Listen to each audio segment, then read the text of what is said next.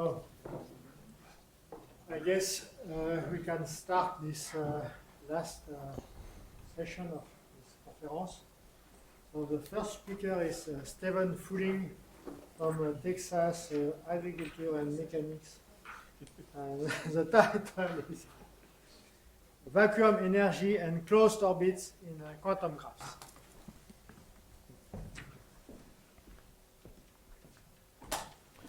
Thank you very much. What I want to tell you this afternoon draws very heavily on the research thesis of an excellent undergraduate student named Justin Wilson, with considerable help and input from a number of other people listed here. And I want to thank the organizers for allowing me one of the long talks and also for putting it toward the end of the conference so that you will not want me to spend 30 minutes telling you what a quantum graph is and how to derive the trace formula. Please do so. I thank you. And I thank Jens Bolte and Robert Schrader for giving such good introductory talks in the first session that we don't need that anymore.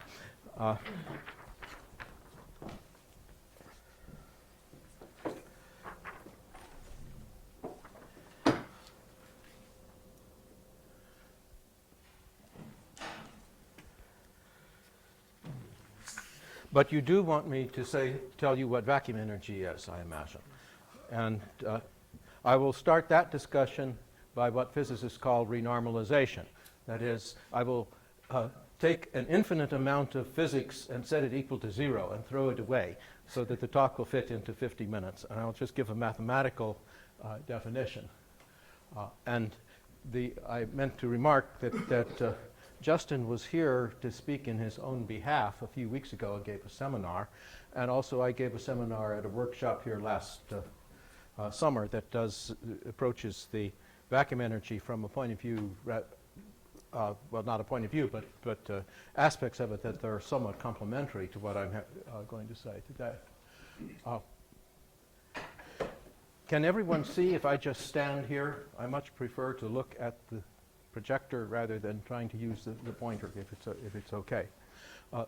So in a fairly general context, let's let H be a second order elliptic positive self-adjoint differential operator. Don't think of a graph yet, think rather of a billiard with so that the H is the negative Laplacian. And then I'll introduce eigenvectors and eigenvalues in the same way, in the usual way, and let omega be a variable that stands for the square root of the eigenvalues. Maybe I should use this anyway. That's a little bit bright. Okay, so formally, the vacuum energy is a factor of a half, which I won't explain, times the sum of these omegas. Physically, it's the 0-point energy of all the modes of a quantum field thought of as harmonic oscillator, quantized harmonic oscillators. This, of course, is a divergent sum. So various maneuvers have been employed to make sense out of that formula. One thing is to take the density of states of the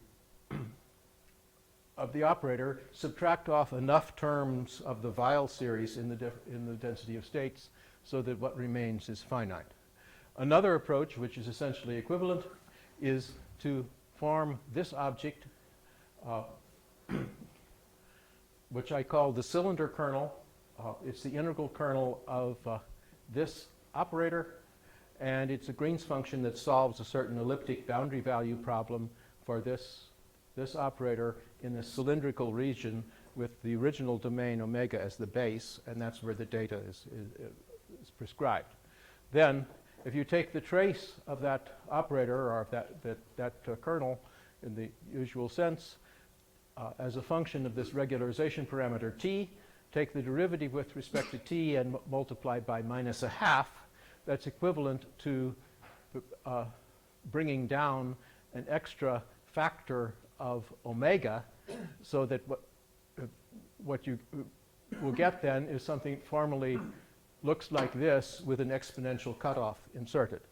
When you take the cutoff away, of course, the divergences reappear, but the game is you expand the quantity as a power series in omega, and there will be some leading divergent terms which correspond one-to-one with the terms in the Weyl series for the density of states, possibly a logarithmic term.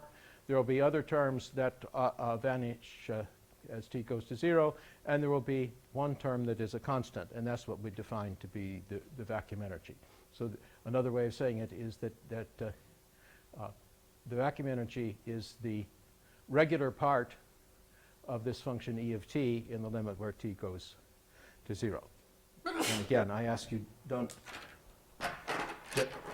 for today, just believe that that's something worth looking at from a physical point of view, and I hope to convince you that it's interesting from a mathematical point of view.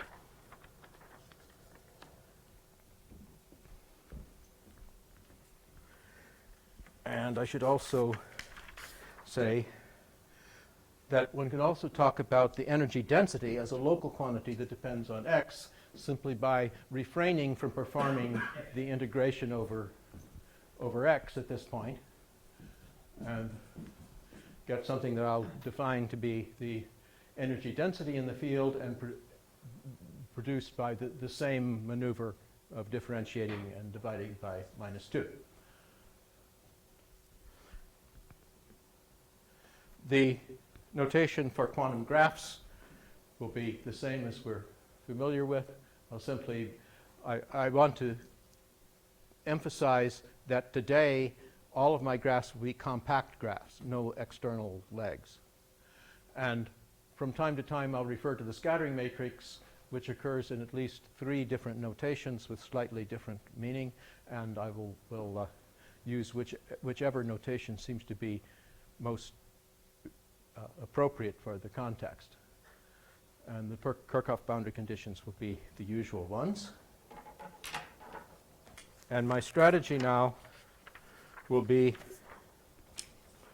to solve one elementary problem before your eyes completely, then do another less elementary problem indicating in some detail how one might go about it, and then finally state some results for the general case. So the first graph I'd like to look at is a star graph with equal edges. Now, you may object that this star graph does not have equal edges. That's because I took it from someplace else just to show what a star graph is. But we're always striving for generality, right? So in this case, if the edges are indeed equal, then the spectral problem can be, the eigenvalues can be found in closed form, and the eigenfrequencies are these. And so the sum that defines the trace of the cylinder kernel is that, and the sums can be done in closed form. And these are 2 different versions of a classic vacuum energy or Casimir energy calculation as done in physics from usually between parallel plates in higher dimensions. It's very routine to calculate the sums, expand the result as a power series in T, and find that you have this term which corresponds to the leading Weyl term, this term which is finite, but it's also completely independent of T, so when I differentiate it to get vacuum energy, it disappears. And then this is the term that will produces the vacuum energy according to my definition, because this definition amounts to saying find that T-independent term in the trace, not T-independent, the term that is proportional to T, throw away the factor of T, and divide by -2, which is what I did, except that I forgot the 2. This should be a 48. That formula appears correctly again on a later slide. Notice, incidentally, that the sign of this energy changes when n is equal, as n passes through 3. It's actually equal to 0 when n is equal to 3. And that will be I'll return later if I have time to comment on that. Well, so now let's try something more complicated. We'll look at a general star graph, not necessarily equal edges, and try to solve it by the method of images, or what you might say, simply following a wave pulse through the graph and taking account of all of the scattering amplitudes as it explores all the edges. So we start with the solution for this cylinder problem on the entire real line, which is this, better known to most of us as the Green's function for Laplace's equation in the upper half plane, with t thought of as another spatial coordinate. Then the solution on the graph can be constructed systematically by taking that term and then the term that comes from an image charge through this Neumann vertex, an image charge through this vertex here, which gets modified by a factor from the Kirchhoff scattering matrix, because what's over here is not just an end, but something more complicated. You work that out, it comes like this. There's a path like this that goes to one end and back and here. That's the first periodic orbit that occurs, and it occurs again in the reverse direction. Then you have some more complicated things that come out like this, and I'll show you still some more in a moment, but I want to try to perform a multimedia maneuver here. I'm not sure how well this will work out. Let me try to comment on what we're going to do with these things. What I need to do to find the total energy, of course, is to find this trace and then pick out the term that's proportional to t. So when we find the detailed trace, what we get is from this term corresponds to the leading Weil term. Oh, good. They will stay up, so I can use the pointer again. This term integrated becomes an inverse tangent. Likewise, that one.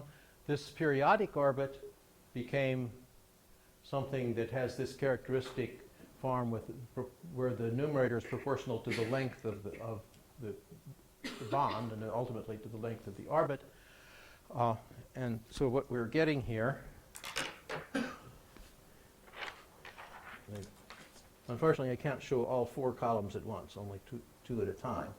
But you can classify what orbits we have here.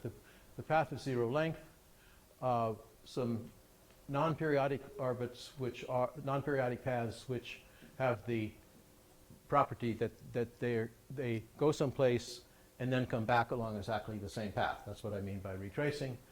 There's a periodic orbit here and more retracing orbits here. And rather than writing out the full formula for all of those at the bottom, I just wrote what happens when you add these three together. And I want you to note that this coefficient plus this coefficient, this one cancels that one, so you get 2 over n. And now I don't see, at the moment I've lost a factor of 2, but believe me, it does precisely cancel this one out.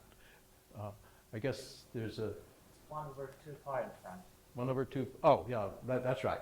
Thank you, Gregory. So it does cancel out, and you're left out with something that just involves inverse tangent of 4 times the length. Okay, so that's beginning to look interesting. Let's try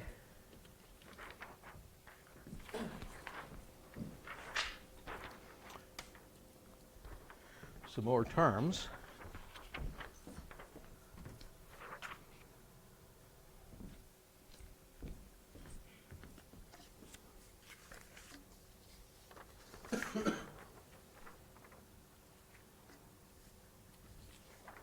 This is the next batch of terms. First, we see 2 more periodic terms. Then we have 2 that are quite interesting because they're not periodic and they're not retracing either. They go to here and then to someplace else and back. And then this is another one of the same general type that goes to here then back into the original arm, and then back and hits and comes back. And then there's some more retracing periodic paths at the bottom, and there are still more that really should be there to make the point that I want to make, but there isn't room for them to fit on the slide. Okay, so what about that? What do those mean? When I perform the integration, I find, as expected, the periodic terms lead to expressions like this that are extensive. They're proportional to the size of the graph. The non-periodic paths always give these arctangents where this is some huge expression that involves 6 L's in the numerator inside the tangent, and then this stuff here with 2. But the interesting thing about these non-retracing non-periodic paths is that if you add the coefficients, you find that it comes out to be 0. So those terms completely cancel out. And finally, if I look at the retracing paths at this order and include everything that I should have included, I find that all those things that are proportional to inverse tangent of 4 lengths upstairs over t will, by virtue of another arithmetical identity, will precisely cancel what we found on the previous slide from the previous contribution.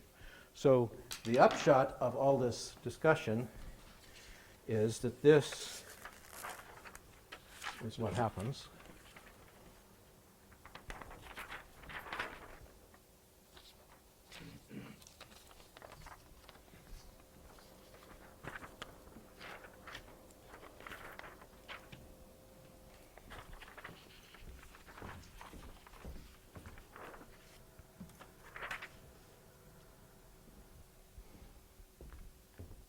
The phenomena that I've demonstrated carry on to arbitrary order, and one finds that the non-retracing non-periodic paths are guaranteed to cancel.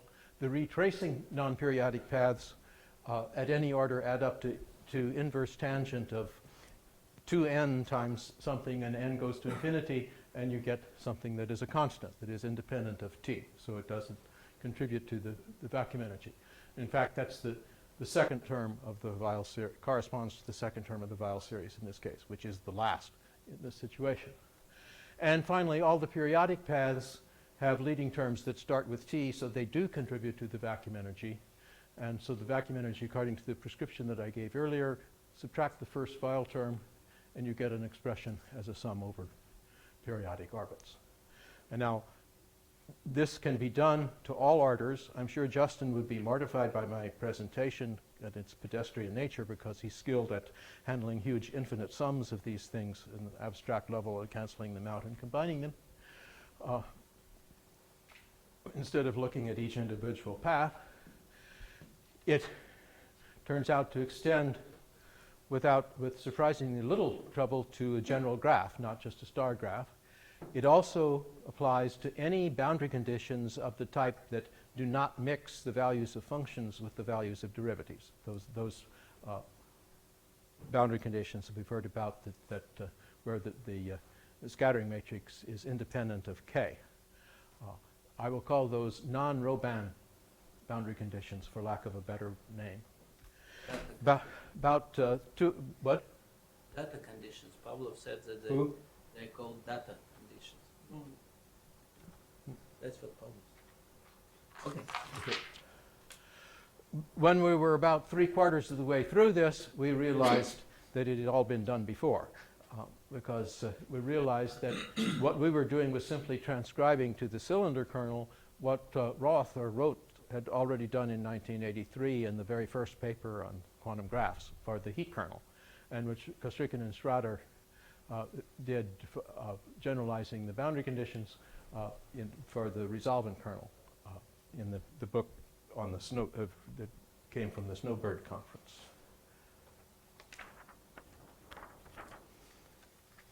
Let me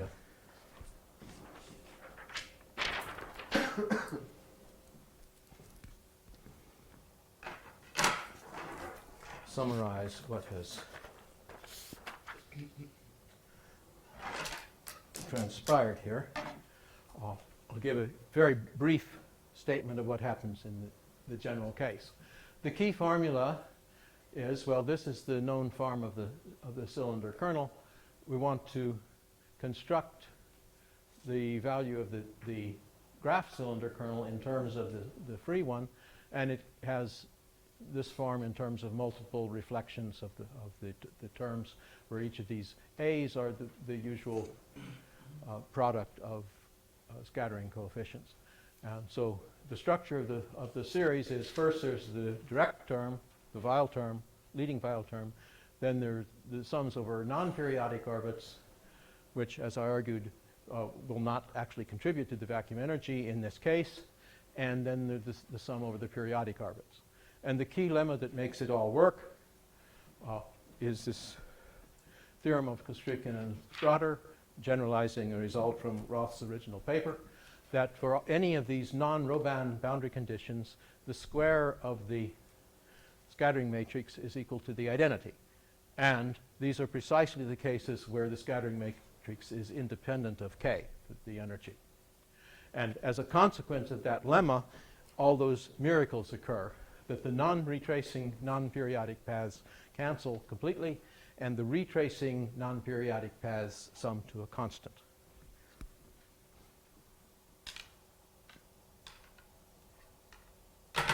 Now, as we were in the process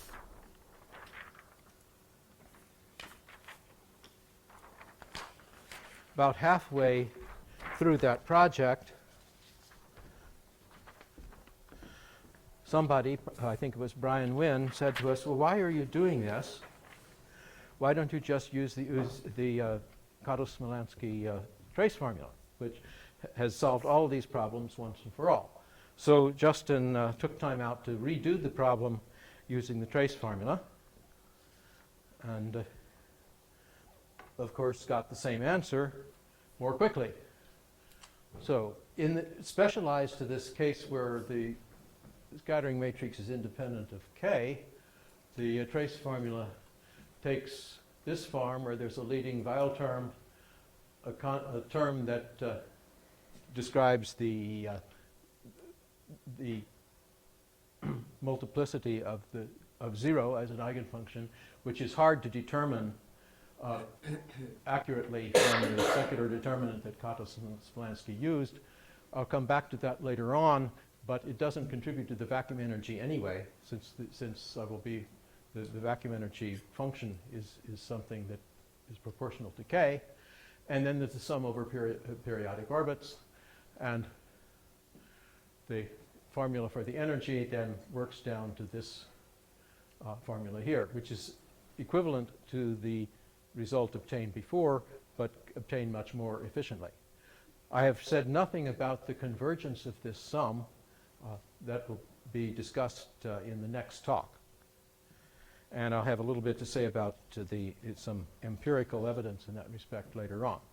So I would just like to summarize at this point that what we're seeing here is I've actually talked about 3 different methods, but I think there really should be 4 which can be categorized this way. If you're lucky, you can find the eigenvalues exactly and do the sum. That's what you do on the most elementary problems. You can find the density of states and compute the energy that way. And there are 2 ways of getting the energy of states. One is to find the secular determinant in the Kato-Smolanski method. The other is to obtain the resolvent kernel, which you can obtain by this method of images, or tracing classical paths, and get the same result. Or you can use the image method to construct the cylinder kernel, avoid ever looking at the density of states. They're all, in the end, equivalent, except that the first one isn't very powerful.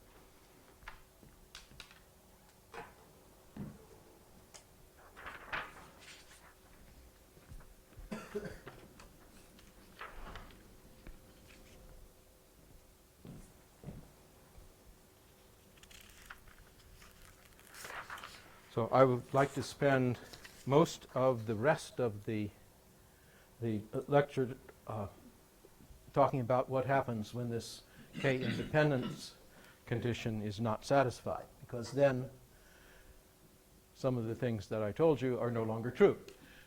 If in the Robin cases, there are two things that happen because of the Castrichan-Schroeder theorem that says the two things are equivalent. One is that the scattering matrix becomes K-dependent, which in the case of constructing the resolvent kernel just slightly complicates the algebra, but if you're using a method of images or a multiple reflection expansion to compute these other kernels that are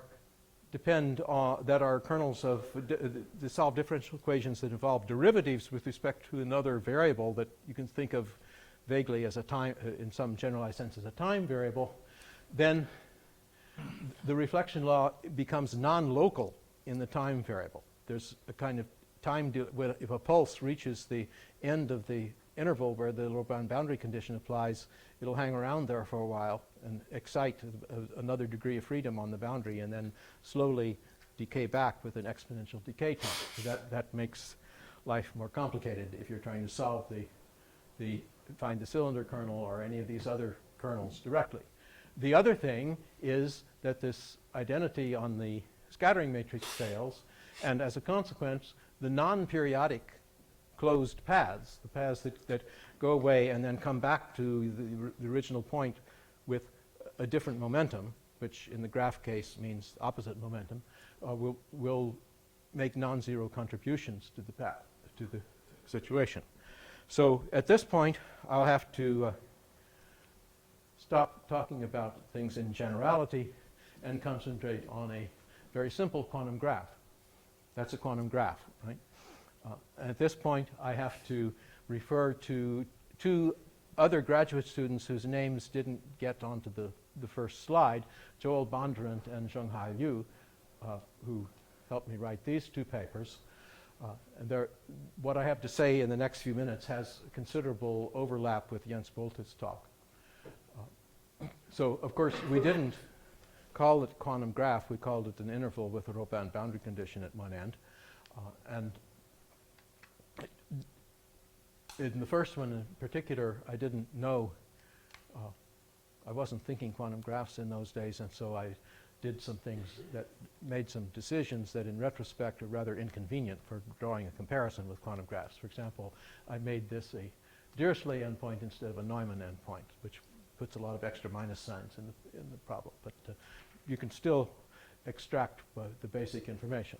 So we could study this problem. We could study various quantities, of which I'll concentrate on three for the purposes of the context of this talk: the energy density at any point in the middle of the interval, the total energy as defined before, and the density of states as a function of k. And of course, all of these Robin quantities will turn out to be the result for the pure Neumann case, that is pure Neumann here and Dirichlet here, the way I did the calculation, plus corrections that depend on this Robin constant, which I will assume is positive, because making it negative introduces a completely different can of worms, which I don't want to get into.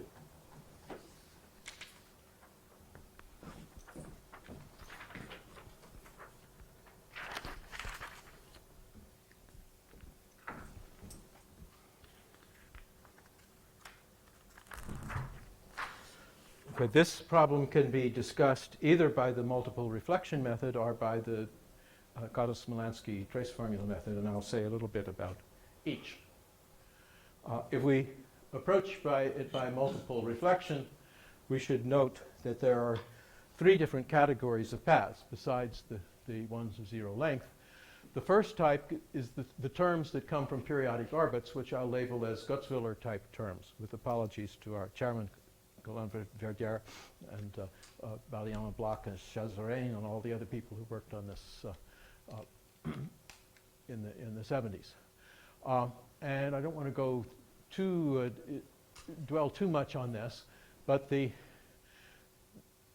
energy, at least in the graph case, for the energy density for these periodic terms will be uniform in space, and therefore the total energy will be roughly proportional to the size of the graph.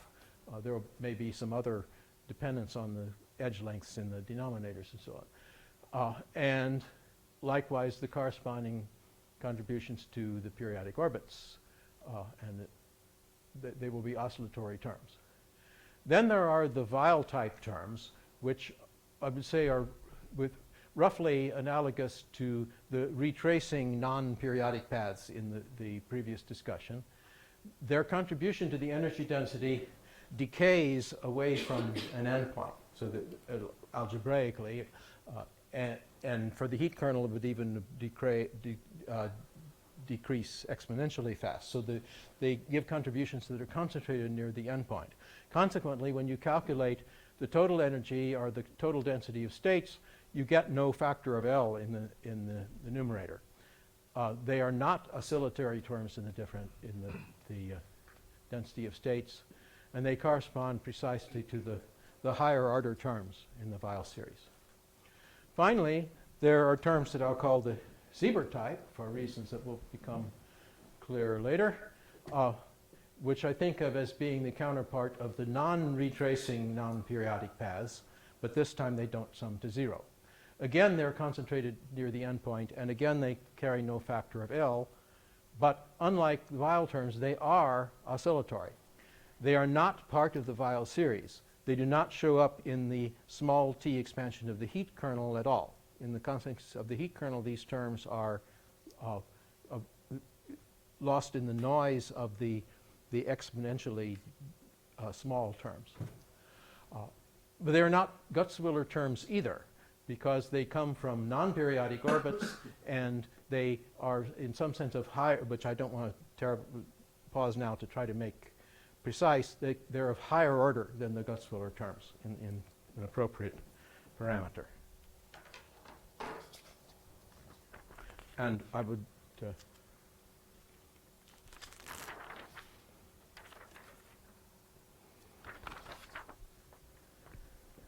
remark that they're related to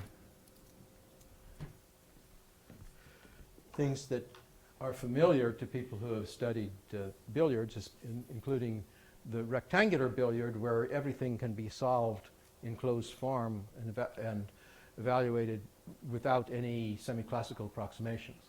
So it's well known to the people who have looked at rectangles that periodic paths yield these oscillatory Gutzwiller type terms.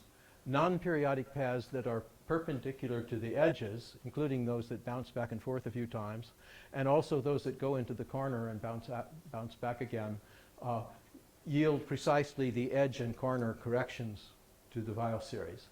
But then there's also a third class of paths, which are often forgotten, which are non-periodic paths with transverse drift. So they go back and forth, hit the wall and then come back again. They give very small contributions unless your starting point here is fairly close to the wall.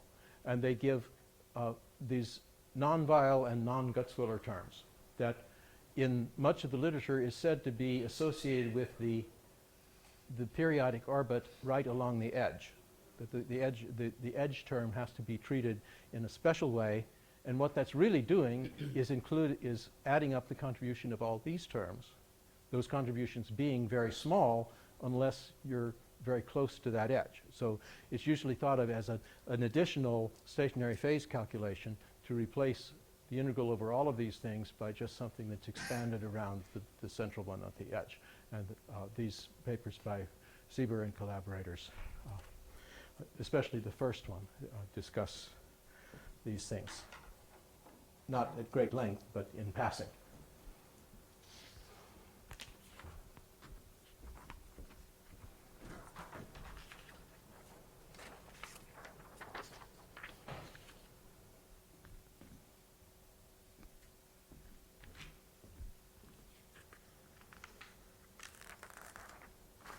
Okay, so maybe we should do it by the trace formula.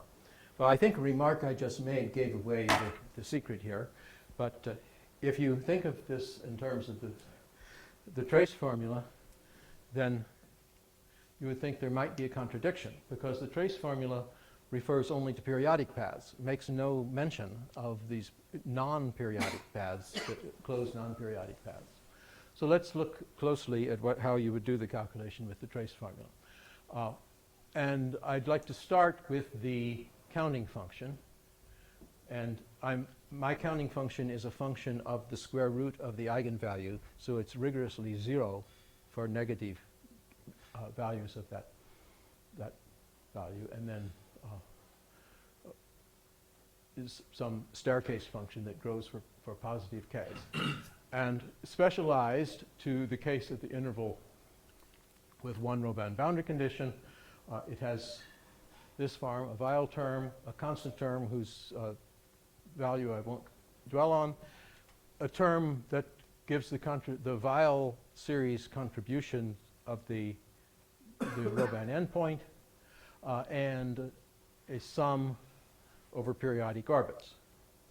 We differentiate, and I've written here this series in a form that easily generalizes to not just to the Robin interval, but I'll specialize it in a second. When we differentiate this to form the density of states, we have to recall that the A depends on K. What I'm telling you now is the same thing that Jens said on Monday morning in a slightly different notation, but it's totally equivalent. So there are two derivatives of this term. There's the derivative from the K in here, and the derivative of the K dependence here. And that corresponds precisely to the first of those gives the Gutzwiller terms, and the second gives the Siebert terms. And this stuff in front is the Weyl series. Now, in this case of the interval, there's only one primitive periodic orbit with length equal to twice the length of the interval, and the reflection coefficient for that orbit is the Robin reflection coefficient here times -1 from the Dirichlet endpoint on the other side. And we can do the calculation, and after some half a page of algebra, you find that the contribution from here, which is that, and from here, which is that, with everything in common factored out, contains this universal factor. The L comes from the Gutzwiller series, and this thing comes from the Siebert series, and it's precisely the same factor that you see in the Weyl terms. Here we are, here and here. So it's a universal factor in front, which can be associated with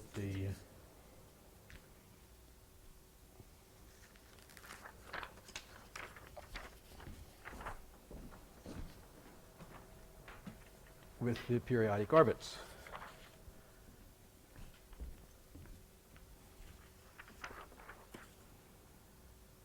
So, to state that in a slightly different way, there are these two classes of terms.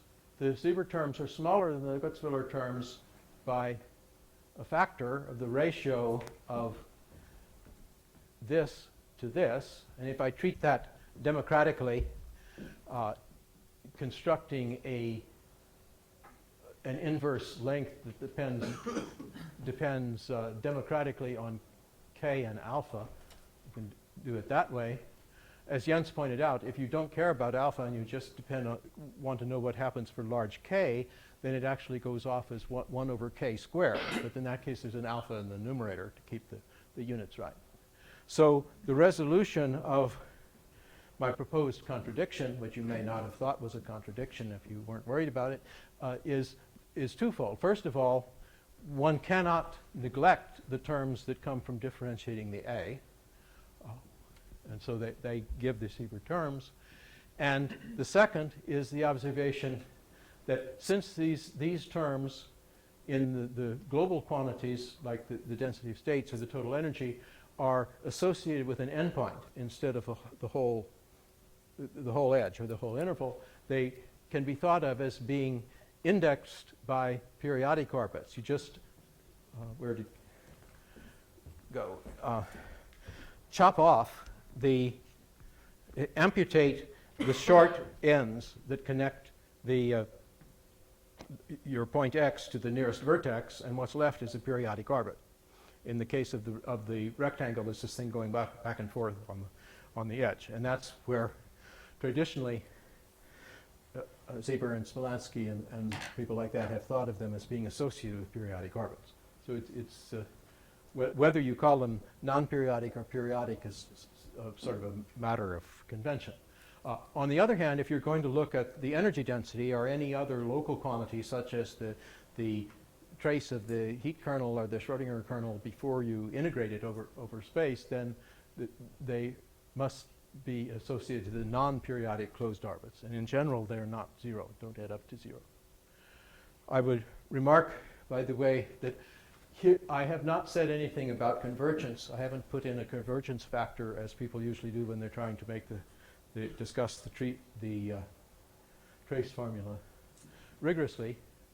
In the case of the Robin interval, we took the sums seriously and literally and studied how we would actually evaluate to sum them up in Mathematica or Maple, I forgot, I think it was Mathematica that I used, and also tried to look at it critically and see whether the sum made sense as converging as a distribution. There are two issues. One is that the limit is a distribution, not a function. The other is that the sum is only conditionally convergent, and so one has to be concerned about the order of the terms. But what we find is that when you allow for that, there is a sense in which the sum is convergent, even for k on the real axis. But because of you have to take this conditionally seriously, so that the strength of the delta function at the origin in particular is very sensitive to the ordering of the terms, which is one more reason for not worrying about it so much when where it came from in terms of the zeros of the secular function. And I invite lovers of numerical work and a huge series with 4 or 5 different conventions for how to sum them to read my paper on with Bondrov on that.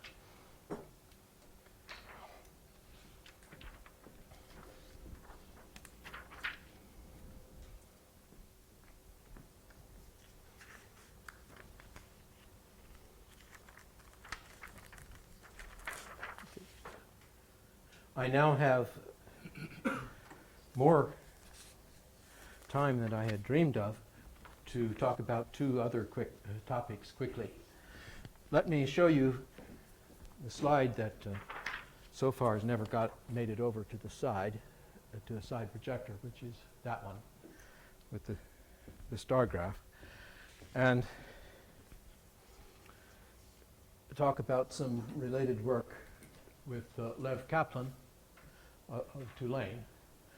And here I have to go back and say a little bit more about the physics, despite my intention of not doing so, because in the physics literature, it is a standard remark that the sign of vacuum energy is a mystery. Usually the vacuum energy is negative, and the corresponding force that you compute by differentiating with respect to a parameter is an attractive force. But occasionally it turns out to be positive, or the force turns out to be repulsive, and this is regarded as a great mystery. In the case of our equal edge star graph, recall the formula was this after I verbally corrected it, and so the force, which comes from differentiating with respect to A, will be this, which depends on the sign of the quantity n minus 3, where n is the number of legs. Okay, so there's a physics paper in which we become a bit polemical about that, arguing that this is evidence that Casimir forces with the strange sign are not necessarily the result of bad modeling or illegitimate renormalization, as certain people have asserted. But more to the point of this conference, I'd like to add the empirical, that is numerical work that Lev Kaplan has done about the convergence of these sums for the star graph under various circumstances. He finds that the shortest periodic orbit in the problem is for these star graphs at least, fairly close to the exact answer, or the full sum. And so it's a good predictor of the magnitude of the effect and especially the sign of the effect. That sign, I could say a lot more about this if I had more time, but not as much as I'd would like to say, because it's still a bit mysterious when you get to larger systems. The sign clearly has something to do with the phase of the term in the Gutzwiller trace formula that corresponds to that particular periodic orbit. So the sign is somehow related to a Maslov index or a generalized Maslov index for a particular sequence of eigenfunctions. Unfortunately, in a large system, we are looking only at the sign of the total energy or the sign of the entire energy density at a point, and you have to consider many more than just one periodic orbit, so the situation becomes rather muddy. But somehow this phase of the spectral oscillations is of critical importance.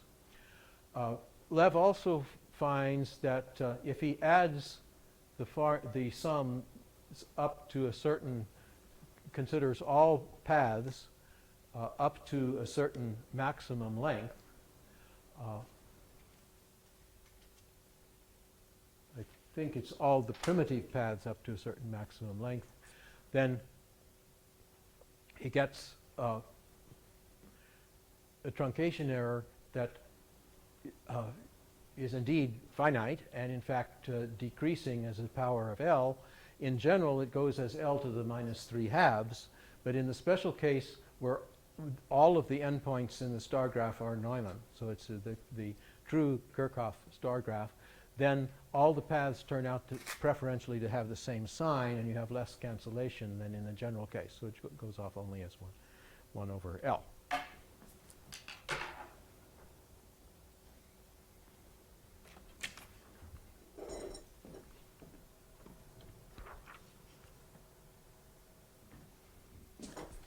And finally, I want to say something about this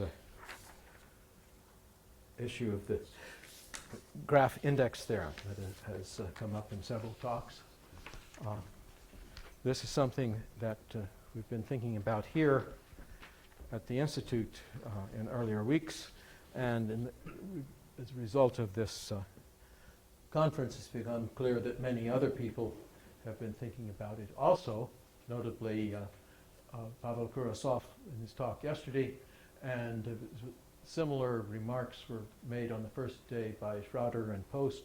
And at the end of Monday, I gave up trying to list everybody else in the conference who said was working on the same thing I was working on, and said, let all the rest be called ... But anyway, a quick summary of what we have found is that any graph Laplacian with these non-Robin boundary conditions, not just Kirchhoff boundary conditions, can be factored as the product of two first-order differential operators, one of which is the adjoint of the other, and it's called D for a reason, because it is precisely a generalization of the D of standard differential geometry, exterior calculus. Furthermore, for each of those Laplacians, there's a dual Laplacian in which the roles of the functions and the derivatives in the boundary conditions are interchanged, and that one turns out to be D star with the same D. So this is just an operator of differentiation, first order derivative operator made precise by certain boundary conditions that are related to the boundary conditions that define this particular operator. And I would remark in passing, following up on a remark by Olaf Post, I think, that if you think of the derivatives of the functions on the graph as one forms or vector fields rather than as scalar functions, then you can eliminate a large amount of tedious bookkeeping with the directed bonds. It's a lot of the nuisance that we've had to go through of distinguishing between the beginning point and the end point can be shoved under the rug, because the D of F has a natural interpretation and direction as a vector field, and D star is naturally defined on the space of one farms rather than on the space of functions, and you don't need to worry so much about signs. Okay, so what happens then is the index of the operator D, by definition, is the dimension of the kernel of D minus the dimension of the kernel of D star. And as is well known from people who study this sort of thing in differential geometry and algebraic topology, that's the same as the dimension of the kernel of the original second order operator minus the dimension of the kernel of the dual operator. And now here's the really new thing, which was an observation by Peter Kuchman, that this number is always equal to the total number of edges in the graph minus the total number of Dirichlet type conditions defining the operator. I mean, these are the boundary conditions that contain the values of the function at the endpoint rather than the values of the derivative at the endpoint. Furthermore, another thing very well known to the people who do this sort of thing on manifolds is that this index can be read off from the heat kernel expansion of the two operators. This difference of kernels in the kernels meaning null space is equal to the difference of kernels meaning infinite matrices, and that will give you the index. But in this case on the graph, it happens that you don't need to subtract the two, you just look at one of them, because the relevant term for one is just the negative of the one for the other. So you've got you look at just any one of the heat kernels, and there's the number sitting there with an extra factor of a half. And then finally, the interesting afterthought which developed in conversations with Jens Bolte is that the dimension, if you add these two numbers instead of subtracting them, what it turns out to be simply the algebraic multiplicity of the eigenvalue 0 in the second-order determinant. And what Pavel did was, roughly speaking, to start at the bottom and go up, finding essentially the same conclusions. And to see what's going on here, let's look at the example of the Kirchhoff case. In that case, the index turns out to be the Euler characteristic of the graph. For other boundary conditions, it would be something else. The dimension of the kernel is the number of non-trivial connected components, non-trivial meaning I don't allow isolated vertices. The dimension of the other kernel works out to be the number of independent cycles in the graph, and then this algebraic multiplicity turns out to be this, which is the same thing that Karasov and Novacek found elsewhere. And so finally, somewhere there's one more slide which I can put up in 1 minute before losing my cookie privilege. And there's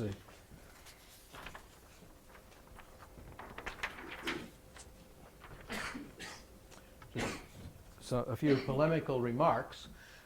First of all, I'd like to remark that this image method that I have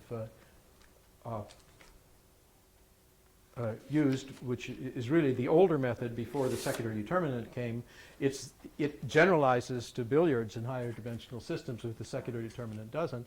And the precise analog in billiards or in potential problems is the method of multiple reflection.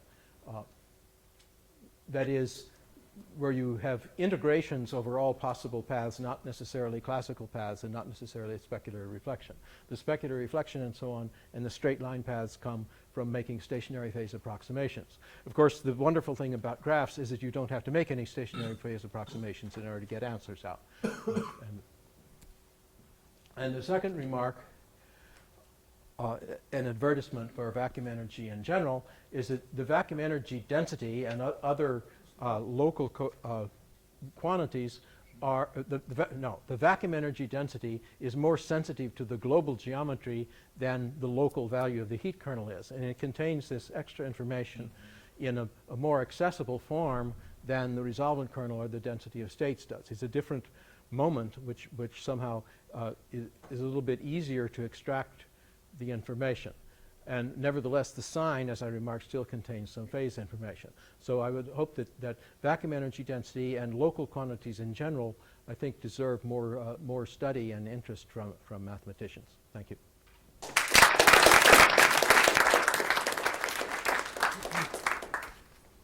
So, questions or remarks?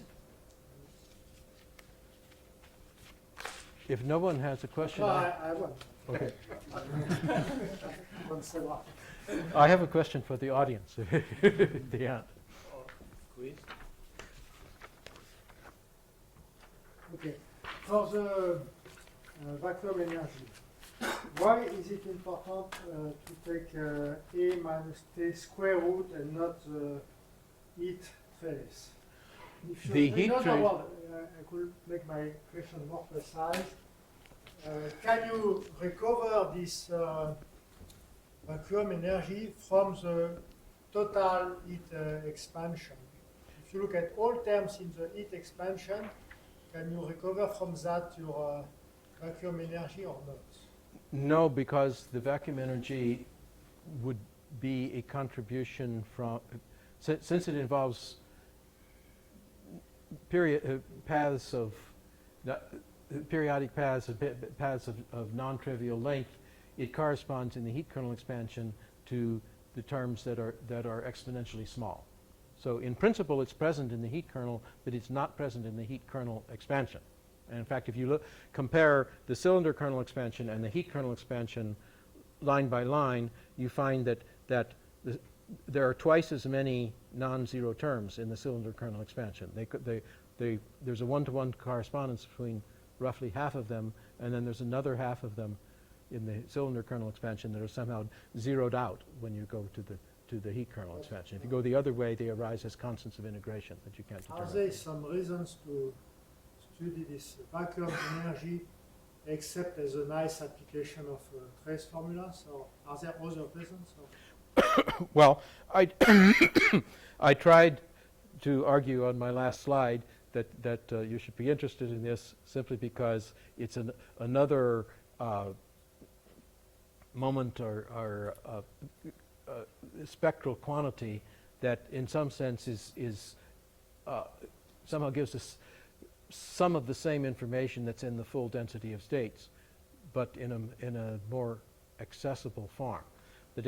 If you try to plot density of states, especially local density of states, you find there are these huge oscillations and both real and imaginary parts. It's a little bit hard to see what's going on, whereas the vacuum energy and the other terms in the cylinder kernel are moments of that that contain more information than the corresponding terms in the heat kernel, but somehow in a more compact form. I'm convinced it must be good for something from a pure mathematical standpoint, but it's up I to just want to make a comment that it has been verified in experiments. The Casimir effect is a physical effect. Yeah? So in that sense, it's Not for but, drugs.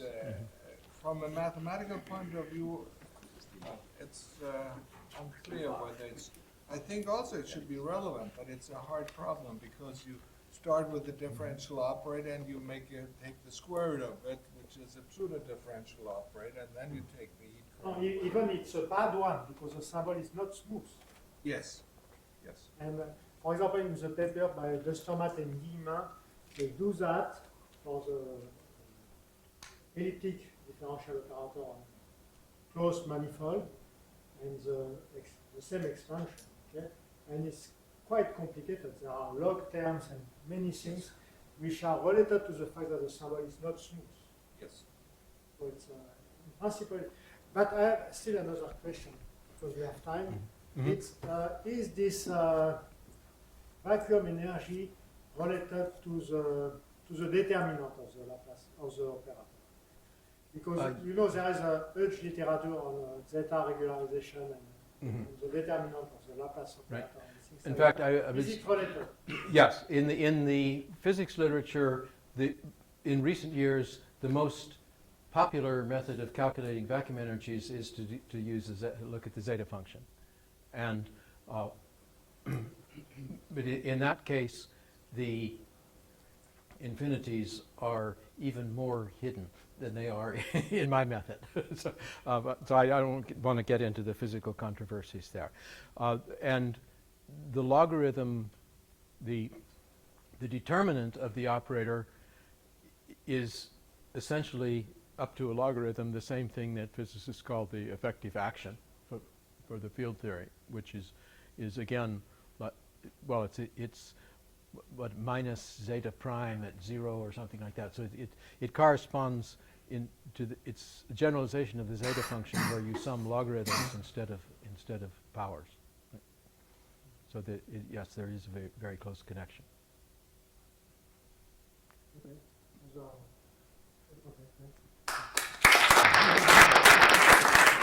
Okay, my question, which occurred to me yesterday, is: does anybody know what happened to J.P. Roth? I've never heard of him in any other context. It's French, so the French are responsible.